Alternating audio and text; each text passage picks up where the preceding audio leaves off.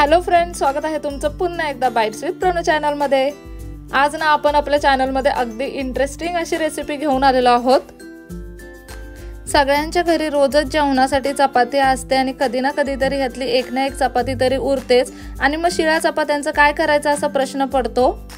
तर आज त्याचंच सोल्युशन आपण घेऊन आलेलो आहोत। सगळ्यात पहिल्यांदा तर ह्या चपात्यांचे आपण तुकडे करून घेतलेले आहेत। साधारणतः 2 चपात्या होते इथे शिळ्या उरलेल्या। आता ह्या चपात्यांचे तुकडे आपण मिक्सरच्या भांड्यात टाकलेत आणि मस्त असं मिक्सरच्या भांड्यातून याचा चुरा बनवून घेणार आहोत।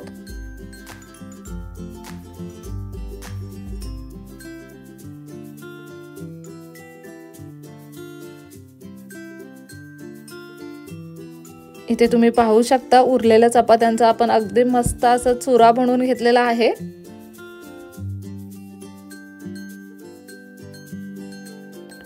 आता आपण सगळ्यात पहिल्यांदा एक कढई घेतली। कढईमध्ये आपण साधारणतः 2 ते 3 मोठे चमचे इतकं लोणी टाकणार आहोत।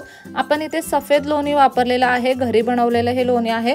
तुम्ही याच्या ऐवजी तूप सुद्धा वापरू शकता। साधारणतः 2 ते 3 चमचे इतकं तूप घ्या। आता यामध्ये आपण हा चपातीचा चुरा करून घेतलाय, तो सगळा चुरा टाकायचा आहे आणि छान असा हा लोण्यावरती हा चुरा आता आपल्याला परतून घ्यायचा आहे।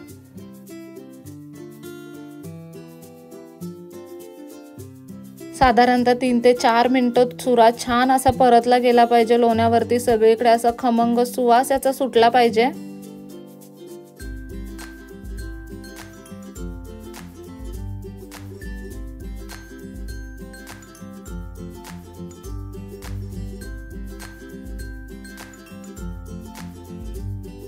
मस्त असा सुट्टा होता चुरा, पूर्ण लोणी ह्या चुऱ्याने शोषून घेतलेला आहे आणि त्याला हलकासा ब्राउनिश कलर आलेला आहे। आता इथे आपण गॅस बंद करून घेतलाय आणि त्यानंतर आपल्याला यामध्ये गूळ ऍड करायचा आहे। साधारणतः 2 चमचे इतका गूळ आपण यामध्ये ऍड केलाय आणि 1 चमचाभर इतकी वेलची पावडर ऍड केली आपण यामध्ये।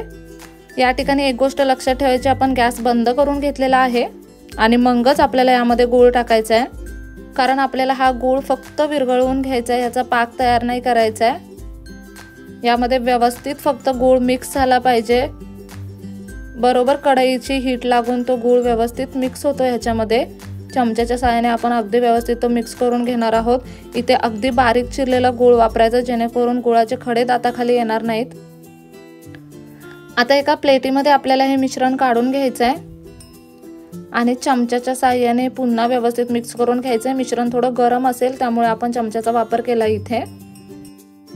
गूळ अगदी व्यवस्थित मिक्स झाला पाहिजे, गुळाचा एकही खडा यामध्ये राहता कामा नये।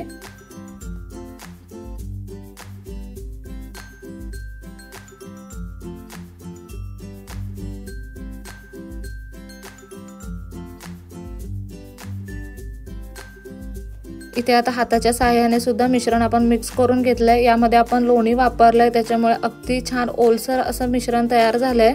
तुम्ही तूप सुद्धा वापरू शकता, तुपाने सुद्धा हे लाडू अगदी छान बनतात। आता आपण हे लाडू वळून घ्यायचेत। अगदी सोपे असतात वळायला, अजिबात अवघड जात नाहीत वळताना। ओलसर झालेलं आहे मिश्रण, त्यामुळे अगदी झटपट वळले जातात लाडू। इथे तुम्ही पाहू शकता मस्त असा चपातीच्या चुऱ्याचा एक पहिला लाडू बनवून तयार आहे। अशाच पद्धतीने आता बाकीचे लाडू सुद्धा तयार करून घेऊयात।